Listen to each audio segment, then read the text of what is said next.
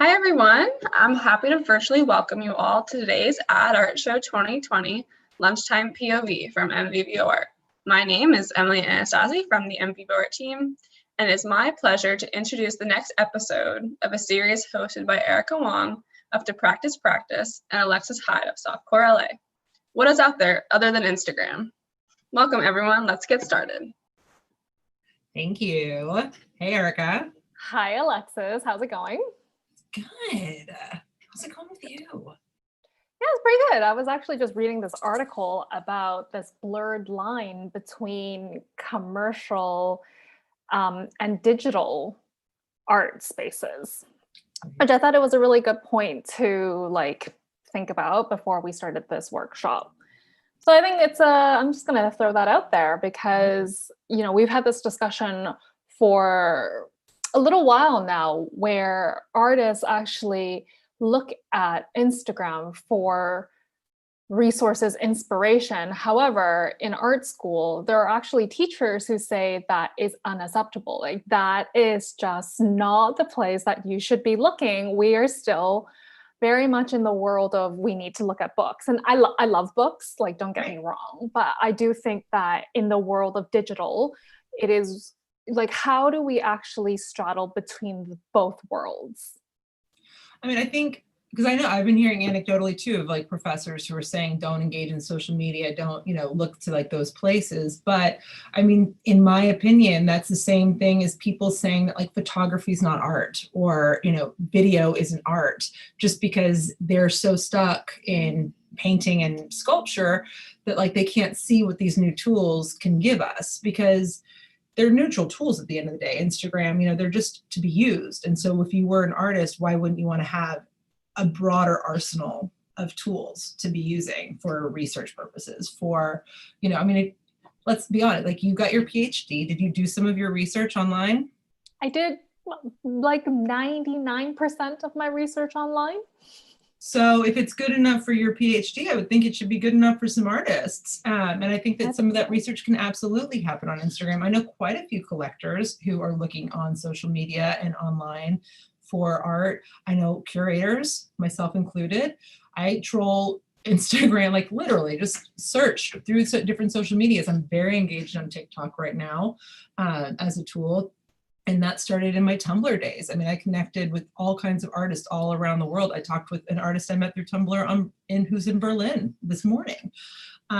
It's a communication tool, and it can be for interpersonal relationships, and it can be for marketing purposes or research purposes. So I think that I can see the point of view of people who think that we shouldn't be doing that because it's new and that's scary, and books are great and books are incredible resources, but that doesn't mean we can't do both. I think especially because different countries are now in lockdown, out of lockdown, going back into lockdown, like this country right now. Yeah. How else are you supposed to go and access things, especially if you're trying to go and look for people who aren't physically around you, and I think that that's really important. I think as we've spoken about previously, that sense of the research, yes. How else would you have access if you're not using something digitally? So exactly, because especially now, you don't have, not every city is in a place where their libraries are open, even schools. You can't access these libraries. So you're cutting your nose off to spite your face. So, and there's amazing conversations happening online, in Instagram comment threads, on Twitter, on TikTok. These are places where people are able to gather now. We don't have forums, we don't have events where we can gather and talk about these things, and we're doing it online. And I think people will argue that this is just temporary because of the current climate of COVID, but I would argue that once you've opened this box, it's not going to close. And I would also argue that the box wasn't actually closed before either. So I think I think a lot of people engage with art digitally through Instagram as a source. Yeah. What else is out there other than Instagram? You had mentioned TikTok. TikTok is great. I know that there's concerns about it otherwise, but I think that it's a great tool for connecting and for showcasing your work, especially if you're not just a 2D artist. If you do performance or video, I think it can be, or digital, it can be a really great place. It's also a great place to like learn and talk about your practice and see what other people are doing, and that's an exciting space. Something that's kind of basic that is digital that people don't think about is your email list. If you have an email list and you have a newsletter, one of my favorite newsletters is a photographer out of New York named Noah Kalina, and he just sends out an email every week, and it's some photos he's been taking, what's been going on. I mean, he's very clever and he's very smart, which is like really fun, but it's also really great to see the process of an artist who lives in the country in New York with his chickens and what's going on with the trees. And that's honestly what the email list is, and whatever creative thing that he's doing or new job. And it's great because if I see it come into my inbox, I'll read it, and then he's top of mind. If somebody's like, do you know anybody who's doing X, or I'm looking for landscape photography, I'm like, oh, Noah Kalina is, and I know that because I got an email from him. Not everybody needs a weekly email, but we did a podcast for our podcast, an interview with Christina Hirakawa, who's an art advisor here in LA on Hyde practice. And she was talking about that, that kind of outreach through like email is super vital to her being able to stay in touch with people, and how convenient it is for her, because then when some opportunities arise, you're there right there in the mind. I think the goodness is also that it's not always the finished piece of work. I think there's like that mentality of thinking, or like the really old school way of thinking, a portfolio. And the only thing that can be classified as a piece of work that can be shown is a finished piece of work. And a work in progress is, like, I don't know if I would be comfortable with showing a piece of work that's like in progress. Yeah.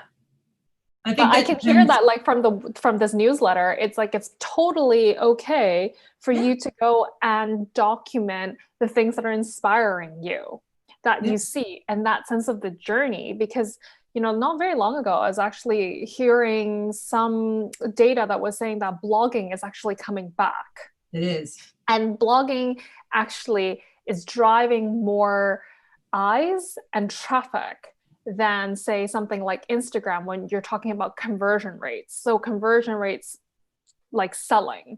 I know that might be a little bit too commercial, but in terms of actually having data and using that, I think it's really useful that sometimes metrics don't convert, meaning that you may not get as many eyes as you think you will or you hope for on Instagram, whereas something like a mail list or making a personalized newsletter actually might have a better outreach than you think. Exactly, because that's the thing. When you're posting something on Instagram, on Twitter, on TikTok, on Tumblr, wherever those kinds of social media, or Facebook, we all know that we're kind of a victim of the algorithm, which we also know changes. We don't know are they promoting engagement? Are they promoting different words? Like what's going on? So you do have, and you can kind of gauge those metrics, and that's great.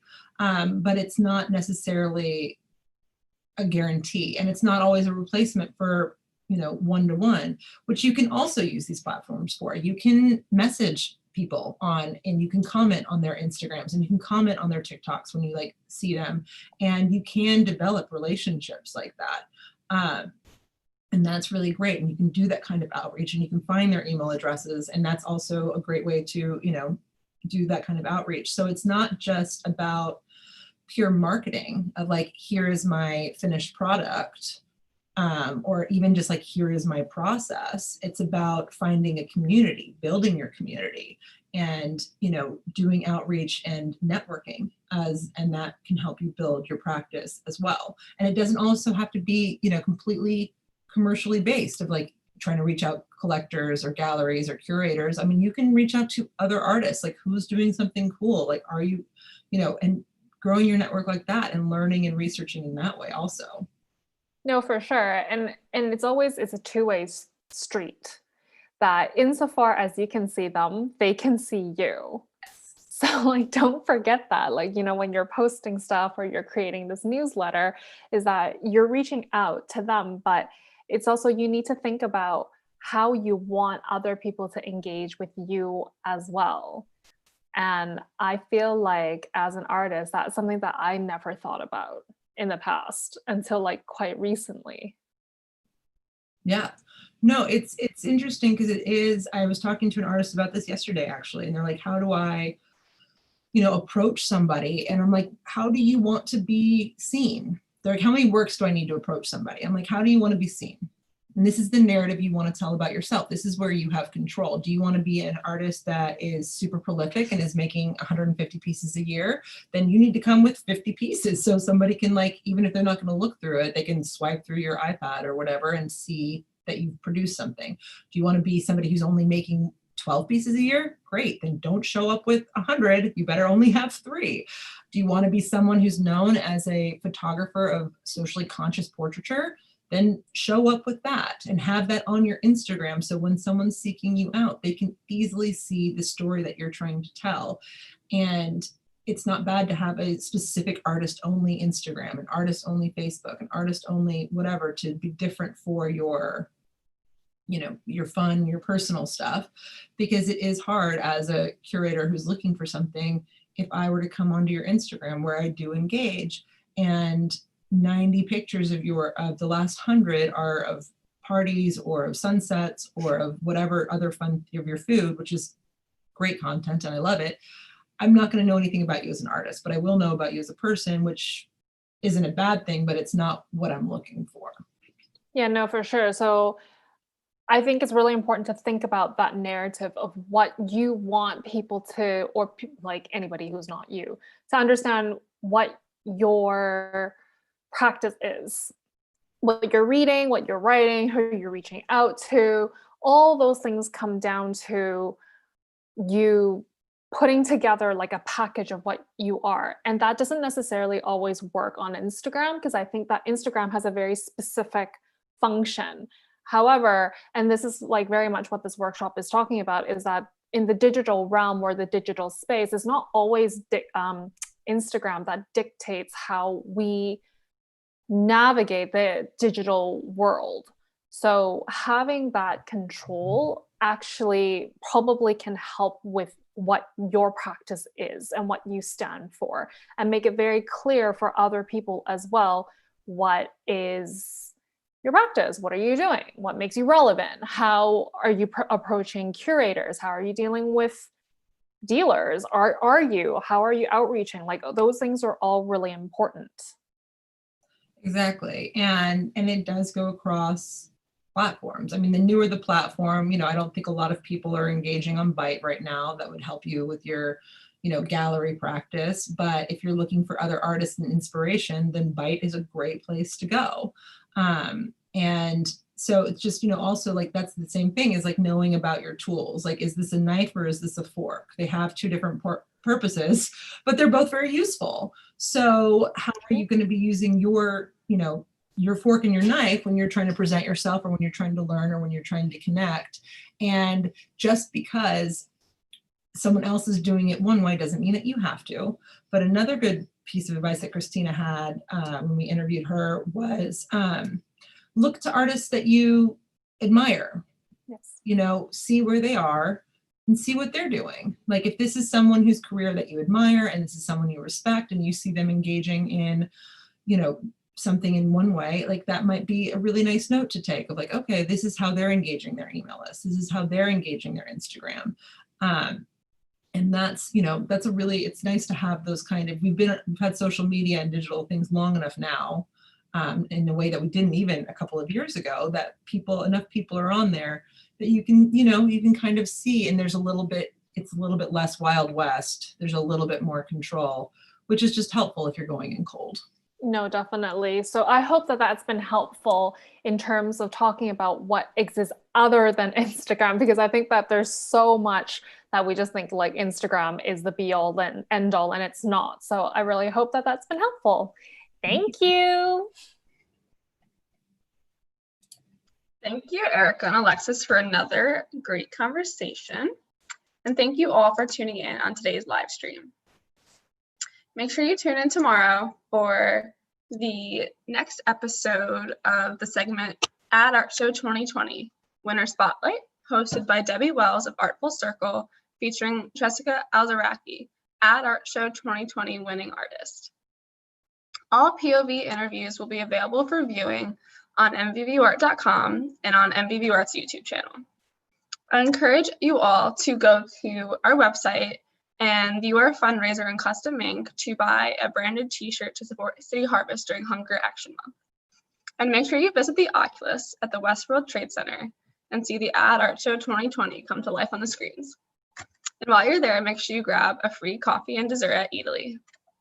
Thank you all, and we'll see you tomorrow.